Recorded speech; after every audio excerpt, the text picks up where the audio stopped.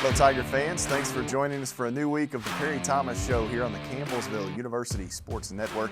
Matt Payton with you as we take a look around Fighting Tiger football. Campbellsville welcomes Thomas More to Tiger Town this week. It's a Thursday night kickoff, 6 p.m. as they take on the Saints traveling down from northern Kentucky. We welcome in the head coach, Perry Thomas. Coach, bye week, you've had an opportunity to kind of a little self-reflection, look in the mirror. I know that was a big thing for you. Work on yourselves as you lead up into game week preparation for Thomas More. Where do the Tigers stand coming into things? Well, we got a lot of work done on ourselves, and I mean, it was like we talked about before we come on the air. It seemed like we've done a lot of practicing. Haven't played many games, but we were able to correct some mistakes we feel like going into a game and move some personnel around a little bit and do a few different things and not actually add plays, but get better at what we're doing, and in some cases trim our packages down so we can find some bread and butter things and get real good at those things. So I felt like we had a good open week and a good week of prep this week. Now we just have to play some games and get some in-game experience. And how much, when you look, you get your team here, and you really don't have your full squad here until second week of August when you've got everybody cleared. You get into camp, you start working on games. How much of that is learning what your team is now capable of from a personnel standpoint, seeing them on the field, and then reacting from a coach's standpoint? What adjustments can you make? Yeah. How much of that is learning the personnel and then actually seeing it in action? Yeah, I mean, a great deal of it. When you have a young team, if you got an older team, well, most of the time you come out of spring ball and you get back and you just refreshing and you're moving and you're learning a little bit about the new guys. But with a young team, you have to learn what they can do. So first thing you have to do is obviously install some things, but you got to figure out your personnel. And the early part of that season, that's why I think it really hurt us to miss the point game. Because now if we play point, we go into Reinhardt probably with a few other changes. Now they're probably still going to beat us and maybe beat us bad, I don't know. But I would have felt better going into that game. And also not just the personnel, but the coaches would have had a better idea of what we needed to change with 2 games under our belts as opposed to 1. So, that early season, a great part of it, even for your championship teams, is figuring out your personnel, figuring out what they can do, what they can't do, and what we need to be doing as a team to be successful, especially before you get heavy into division play. And, from a novice standpoint, you've got practice reps, and you've talked about we've practiced a whole lot. But you need to see those game reps to figure out, to really get, okay, you've got an offense doing this, a defense doing that. Those game reps are so critical and sometimes maybe even overlooked. Yes, they're huge. They're really huge. At college, people could say, well, you can go good on good in college because you have a varsity offense and a varsity defense, which is true. But our varsity offense isn't used to running Thomas More or Reinhardt's offense, and our varsity defense is running what we do. They're not used to running Thomas More or Reinhardt's defense, and that factors. That factors because you can't mimic the tempo and the speed. That's why so many teams struggle when you're playing an option team that you haven't seen in a while or a wing T type of team you haven't seen in a while, because you can't mimic that, even though you may have guys over at the same speed and strength. So those early games are important. We missed one of them, so now we're starting division schedule a game back, I feel like, a game behind, but that's okay. We've had a good week of practice, and I think we've made some adjustments to our lineup that's going to put us in a better position to compete. You get to making those practice schedules. What are the drills that you really enjoy from a standpoint of maybe watching the guys, and then what are some that you feel like you do get a lot out of? What are some of those, some may not even be common? Is it team, team O versus team D? Is it more individuals? What are some of the things that you enjoy? Yeah, so things I enjoy when we're doing things that we've gotten back to these last couple of weeks that we had kind of gotten away from, and the teams kind of get away from in season, but we need 1-on-1 and 4-on-4 competitive drills where you're focusing on fundamentals and teaching technique, but you're also focusing on teaching guys how to win. Red zone, where we'll go our good on good and we'll work from the 20-yard in, offense versus defense, and just you got 3 plays to get a first down, or we're going to kick a field goal. So in that type of drill, we're able to put everything involved in a game: defense, offense, kicking game, And defense has to defend the end zone. Offense has to score in that red zone. So it builds a lot into it. Those are some of my favorites. I've kind of taken the defensive ends of late. And that's been kind of fun because I'm doing some more indie with those guys instead of sitting on that barrel waiting for us to get to team stuff. I'm able to get out there and coach a little more. So those type of things have been fun. But, it's always a little something different. If you got a highly competitive team, then you can't wait to get to a little bit of good on good. You got to be careful with that, but you want to get a little bit of that in. With the young squad, and there's a lot of teaching involved. So a lot of our teaching drills are fun right now because we're seeing that growth in those guys. Speaking of that, getting back into those positions and doing a little more hands-on stuff, is that difficult for you at times to kind of stand back and oversee as the head coach? You got to have eyes all over. You're not so much, maybe, I don't know if I want to use the phrase in the trenches, but it's a little bit different. That's hard for you? Yeah, it's extremely hard. And that's one reason, if you come watch us practice on the norm, at the beginning of practice, when we're in Indy, I kind of stay back and I sit on a barrel, literally sit on a barrel where I can see every position on the field, offense also. I'm taking notes. Something I want to change offensively or something I like or a player or something. So I'm taking notes. I'm not just sitting there daydreaming, but I'm taking notes and things. Because if I go to those drills, then I'm going to get involved and my voice kind of carries. And I'm going to wind up probably taking over the drill and so forth. So it is hard, and that's one reason I won't give up the defense. A lot of people say, well, as the head coach, you shouldn't run the offense or you shouldn't run the defense. But that's not necessarily true. You want to stay involved in football also, and not just be a facilitator. You want to get out there and coach. So, I miss getting in those trenches because you truly are, and it's fun being back in them. And, I got in them because Coach Gribbins, who's coaching linebackers, his daughter got sick one week, so he had to, he was on quarantine. So that meant that I got to coach the linebackers. I told him he wasn't getting them back, but he got them back this week. So it's fun, though. It's fun, and it is hard sitting out and not being out there actively involved. And we'll talk more about Thomas More in our final segment. We'll welcome in Coach Forrest Garner here in just a moment. But this week is a little different. You've got the Thursday night game, so you kind of adjust the daily schedule. Does that mess with you at all? I know the students, they've got classes and different things. How do you guys handle that, working a little more over the weekend perhaps leading up to a Thursday game week? Yeah, from a coaching standpoint, it doesn't bother me or us at all. The students would be a little bit because it's more like high school for them where they'll have classes on game day and play that night, and they're typically used to playing on a Saturday. Now they're playing on Thursdays. But from our standpoint, during the season, coaches are working 7 days a week anyway. So, we actually practiced on Saturday. Saturday was our Monday. Sunday was our Tuesday, and we just kept that schedule. The big challenge for me to figure out as the head coach is what are we going to do this weekend after the game. Most years it wouldn't be an issue because next week we play on a Saturday. But most years it wouldn't be an issue. But with COVID so hot right now still, we have to be careful of our guys being able to just go home and visit. So we'll probably do some things to try to keep them a little involved, a little busy, and keep them around a little bit. And that's a bigger challenge than getting them ready to play on a Thursday night. Yeah, it's the game planning for not the opponent for COVID issues and protocols and all that has become much more of an issue than the actual game day routine. But the Tigers have that matchup with Thomas More this Thursday night. That's a 6 p.m. kickoff at Finley Stadium. Come out and root on Perry Thomas and his bunch. We'll step away, take a quick time out, come back and visit with offensive line coach Forrest Garner here on the Perry Thomas Show.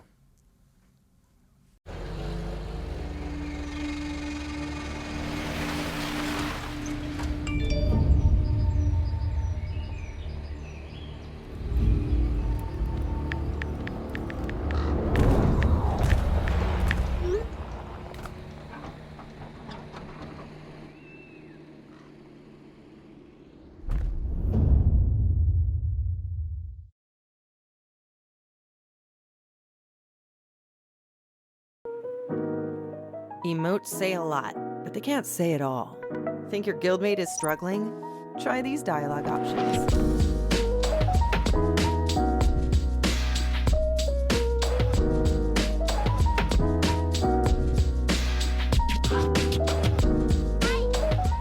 Go beyond emotes.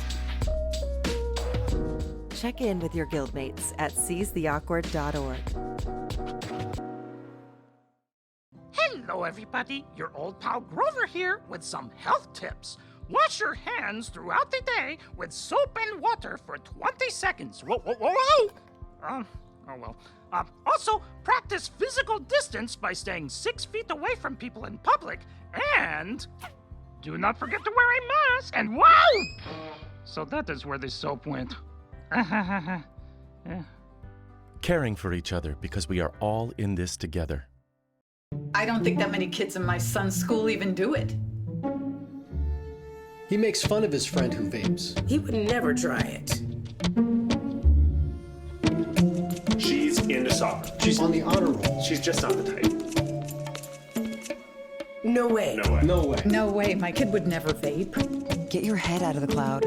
Today, nearly 8,000 kids will start vaping. Maybe even yours. Learn about the dangers at talkaboutvaping.org. The Perry Thomas Show continues here on the Campbellsville University Sports Network. We let the head coach out of the hot seat. We welcome in the offensive line coach, Forrest Garner, for the Tigers. He joins us for this segment. First time we've had the opportunity to visit thanks to COVID last year. We didn't get to sit in these chairs. We welcome him in now. And Coach, thanks for joining us. Walk me through your path. How did you end up at Campbellsville University? Well, I started out, I played college ball at Southeastern University in Lakeland, Florida. I was very fortunate to be a part of the first program in school history there. Graduated from there, ended up at University of the Cumberlands as a grad assistant, just right, not too far down the road.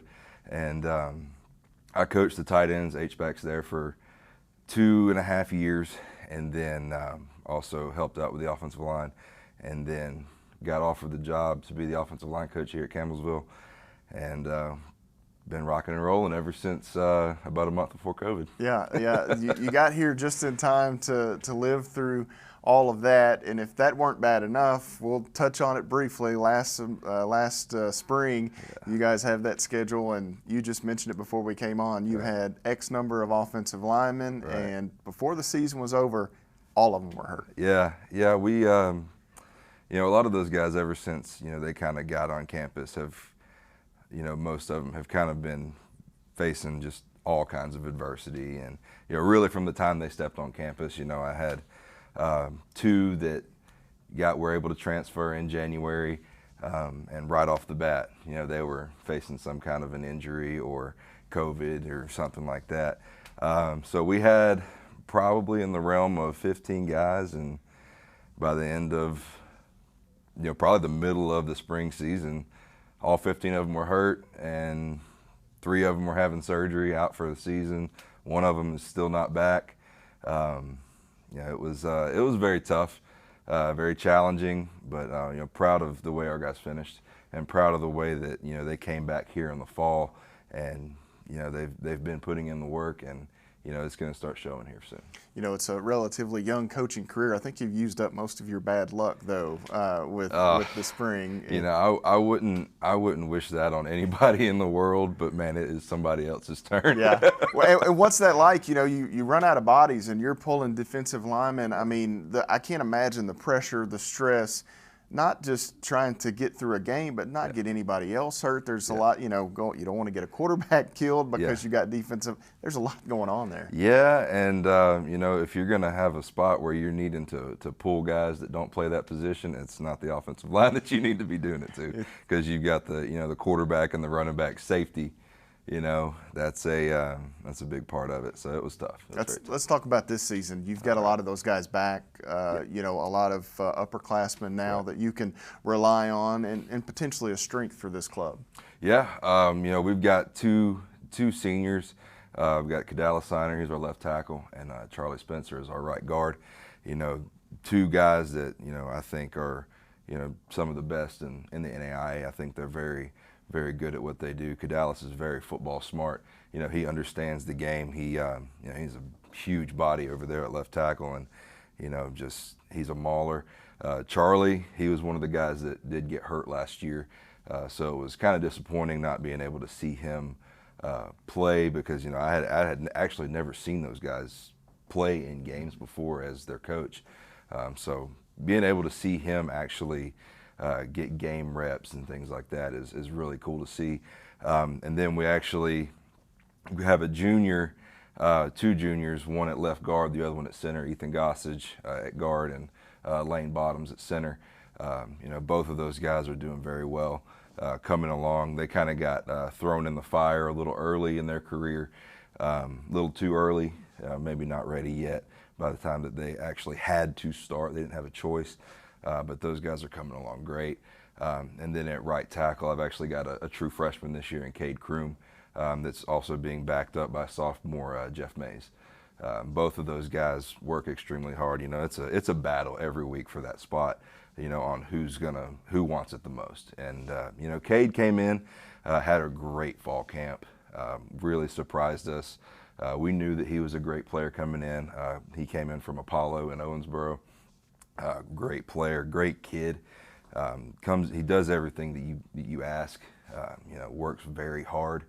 And, he came in, got that spot, and he's been holding it down. But, Jeff and Cade, they're interchangeable. They can both do it.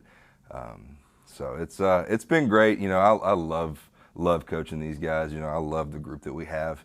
And, it's been a great experience so far. You've got a big one this weekend or tomorrow night, Thursday night with Thomas More. Your approach going into that game, the Thomas More defense, what are they looking to do, and what are some key focal points for the Tigers?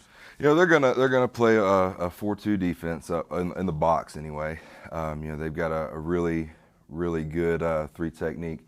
Number 96 is last name's Valentino. I can't remember his first name off the top of my head, but he's a really good player.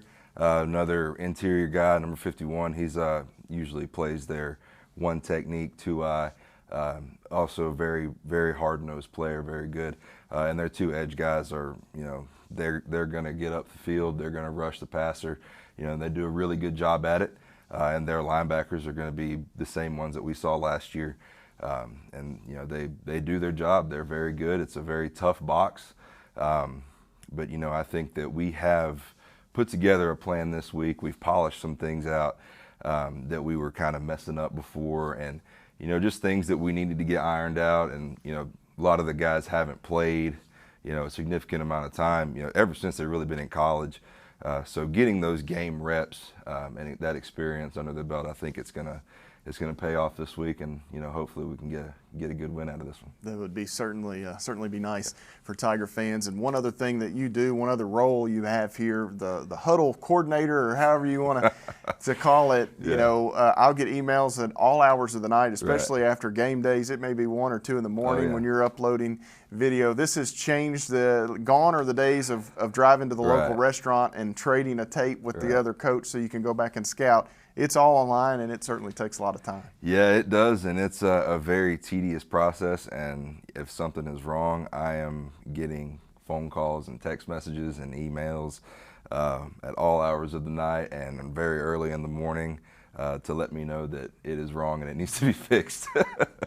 Coaches never sleep, so they're breaking down film all hours of the day and night, as Coach Garner mentioned there. Thanks for taking a few moments. Good luck this weekend. Thank you very much. Thank you. Coach Forrest Garner, offensive line coach for the Tigers. We'll step away, take a timeout. We'll welcome Perry Thomas back in for one more segment here on the Perry Thomas Show. Hey guys, how are you today? Good. I'm here to talk about how with technology you can make amazing worlds. Come with me. My team and I bring the Halo world to life. Is that you?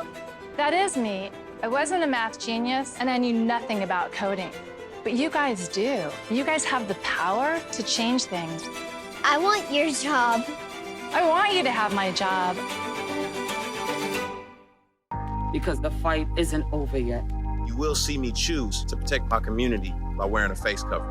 And even with my face covered, you will see me. As a son. As a man with a never quit attitude. As a fighter for change. Join me in wearing a face cover. To help stop the spread of the coronavirus. Because this is one small act of kindness that has the power to make a big difference.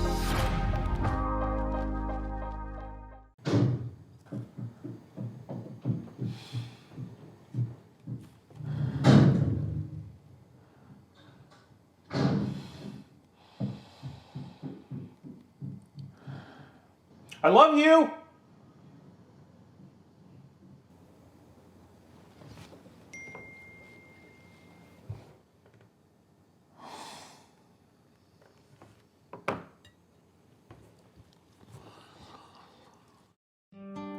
Ah, the Green River of Kentucky. How'd we ever get so lucky to have this river green with more species than most have ever seen? An underwater zoo where we fish, kayak, and canoe. To help protect it, what can we do? Support Forever Green, and let's keep the green clean. Follow us on Facebook at Forever Green River KY.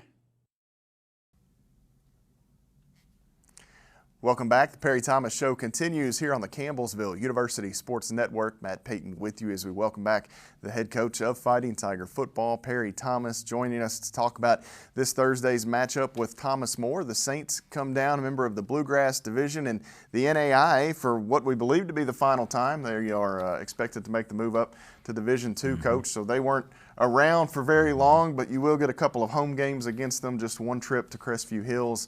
But this is a Thomas More team. They are 1-2 on the season. An opening win over Bluefield. They lost to tough opponents in Faulkner and Southeastern. Two clubs here certainly hungry for a win this week. Yeah, no doubt. We're definitely hungry for a win. We've certainly been on a struggling tip lately, but they're a tremendous football team. They lost to two very good teams, and they weren't blowout losses. They were tough battles against Southeastern and against Faulkner. And I think the Southeastern game was at Southeastern, so they had to overcome that travel and also there in that situation. They were tight games. They played really good defense. If you look at their scores, I think they gave up 27 to Southeastern and 20 to Faulkner, or vice versa. But they're not giving up a lot of points, and they're very capable on offense. They throw the ball really well, and they throw it a bunch, but they also run the ball really well. They got a nice tailback and big, strong line, and they just get after you running zones, and we call buck sweep, but old power sweeps, pulling people, and some H-back sets, and they get after you pretty good. They're really, you look at the numbers, pretty balanced, and from a standpoint of their run, pass play selection on the season. So, when you are game planning for a team, do you have a preference, or does it matter? You like having a pass heavy or a run heavy, a balance, anything that changes for you guys? Well, some years, yes, because some years you're really, really good on that back end. So you're like, I hope they throw. And then some years you're really good in that box. So you're hoping that you're playing a running team. The great years are when you're balanced on both and you don't care what they do. You just hope your guys show up to play. So from a game plan standpoint with us this year, obviously we're a little young in the box. A lot of youth up there. I think I looked out there the other day and counting some of our DBs. We had 6 or 7 freshmen on the field, and other than our two corners, who are a senior and a fifth-year guy, other than our two corners, we had 6 freshmen, and I think the rest were sophomores, So we're really young in spots over on defense. So obviously I prefer them to throw a little bit more than to just line up and pound it against us. But I think we have gotten better and are able to defend a lot more on the run fundamentally now than we were 4 weeks ago in the first game against Union. And it's for Thomas More, the word trap game, you hear that said quite a bit, but they've got a matchup with Lindsey Wilson waiting next week, so they've come off the bye. They haven't played since the 18th, same as you guys. They'll have the Thursday. They'll have a long week to prepare. Who knows if they look ahead to that matchup with number 1 Lindsey Wilson, could play into your all's favor. But this Thursday coming off a bye, you two teams, nobody really has an advantage, as both of you have the same number of days to prepare. Yeah, I hope they are looking forward next week. But yes, so and one of the reasons with us hosting the game, we could kind of set the time and the date as long as the other coach agrees. And we felt like we both had an open week, so let's play on a Thursday. Then that gives us a little bit more preparation, time to heal up, but also prepare for the next week's game. So I think it was a good deal Thursday night. I always felt like Thursday night should be NAIA football night. I just always felt that. Friday night's high school football. Saturdays are for the bigger places, programs, NCAA programs. Thursday night would be great for NAIA focus. You could get some TV slots, some streaming slots. And I just think with the small campuses, the college students are going to be on campus, like the Union game. The community can get out after work and so forth. So we're expecting a nice crowd again like we had against Union, and it should be a good game. We've matched up well within the last couple of years. 2 years ago, we lost a hard-fought game at the end, I think 31-28 or 31-27, something like that. And then last year, a tough battle. We led the game for quite a while, and we just had the unfortunate turnovers that led to points that kind of stretched the win out for them. But, it's a good matchup, and we just got to be prepared to go play. And one thing about that 6 o'clock start, it's not super late, so you can come out, you can watch a football game and still be home by 9:30, 10 o'clock, get the kids in bed for school the next day. So especially if you're local, it's a great opportunity. I love that 6 p.m. start time as well. Yeah, that's a factor in it. A lot of times you start those night games at 7 or 7:30, and with it being a school night, midweek, not necessarily midweek, but kind of 6 o'clock is just a better start time, I think, and it allows their fans to travel also. Most time they're going to take off and come to the games anyway. So hopefully we'll have a nice crowd. The weather's going to be nice. The stadium's totally open right now. And, it's just a beautiful night to come out and watch some football with two young teams, but teams that get after you and well coached, and both of them get after you. They have some spectacular players, that get after you really good on both sides of the ball. But I think we got some guys that are beginning to grow up and show a little bit, and it should be a fun night. Homecoming looming October the 9th, so hopefully we're sitting here next week talking about the Tigers' first win of the season. Coach, if that happens, what has happened for Campbellsville University to allow it for you guys to pull out that victory? Yeah, I think a big thing is just the mentality, the mindset of our guys, understanding that, look, there is no savior going to drop down on the field all of a sudden. There's nobody that's hurt that's coming back or anything like that. At some point, we got to get back to our winning ways. And we're waiting to get older. We're waiting to get healthy. We're waiting to get over COVID. We're waiting. And we've been waiting for a couple of years, and this program wasn't built that way. These first 10 years of our program here, or 11 years, we were about guts and fundamentals and getting after you. And it's kind of slid a little bit, not a attitude thing, but more of a mentality of the toughness and being able to overcome those things. You're not always the best team talent-wise, but you got to overcome those things. And I think our mentality is beginning to go back to that. And if we're able to get a win this week, I think it's going to be because of that. Our guys are understanding that this is what we got to do to win and be successful. We got to quit waiting for something to happen. We got to make things happen like we used to do and just get back to it. Coach, best of luck tomorrow night. Thank you. The Tigers and Thomas More Saints, 6 p.m. I'll be there with Khalil Baker for the television streaming call. Zach Clements and Brett Sow will have radio coverage as well. Their coverage will start on 88.7 The Tiger at 5:45. Television coverage beginning at 6 p.m. Good luck to head coach Perry Thomas. A special thank you to Forrest Garner for joining us this week. We'll see you next time on The Perry Thomas Show.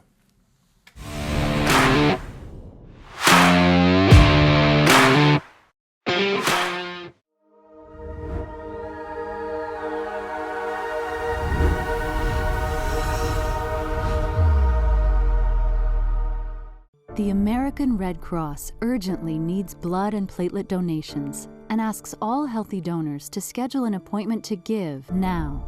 With the coronavirus outbreak, it is important to maintain a sufficient blood supply. Your blood donation is critical and can help save lives. Please schedule an appointment today. Download the Blood Donor app, visit redcrossblood.org, or call 1-800-RED-CROSS today. You can make a difference. I know what you're thinking. I need a job. I need a new career. Well, I've been there. I've been there. I've been there. I wasn't happy with what I was doing. After high school, I didn't have a plan. I just wanted to start working. I got laid off twice, but you gotta keep going. You just need the right skills. Find an apprenticeship. I found a 2-year IT program. I found a medical course online. I'm now a consultant in the tech space. You have more options than you think. You can do this. You will find something. You will find something new. Even though there is so much against us, you will see me wearing a face covering. And even with my face covered, you will see me. As a son. As a friend to everyone I meet. As a fighter for change. As a woman who stands up for what I believe in. So join me in wearing a face covering. to help stop the spread of the coronavirus. Because this is one small act of kindness that has the power to bring us all together.